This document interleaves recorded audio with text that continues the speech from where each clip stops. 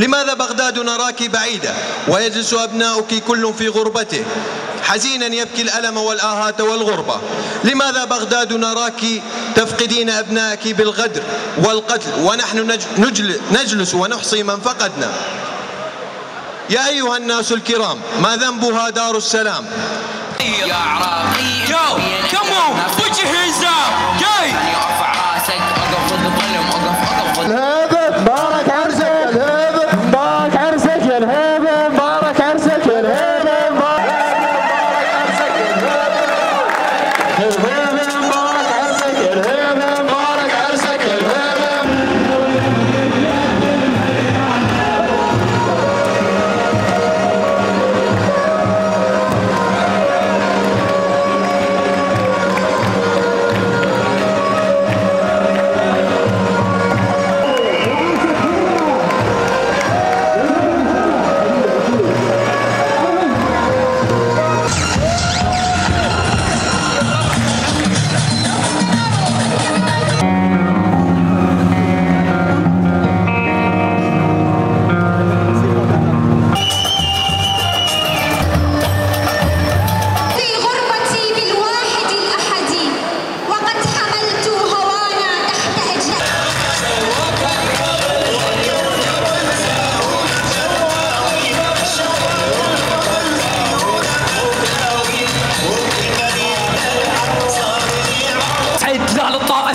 هذه الحرية لو عدونا انتو بيها عبارة عن فساد، والعبتوا انتو بيها اللي سرق راح والعراق كله جراح. يلا نغير هذه الفوضى تم الكفاح ضد الظلم اقف ضد الهم. العراق هذا بلاد يؤذيه روحوا بالدم. العراق ذي ابطال وقفوا بساحة التحرير صاروا ايد واحدة صوتهم متحول سئير قادوا اكبر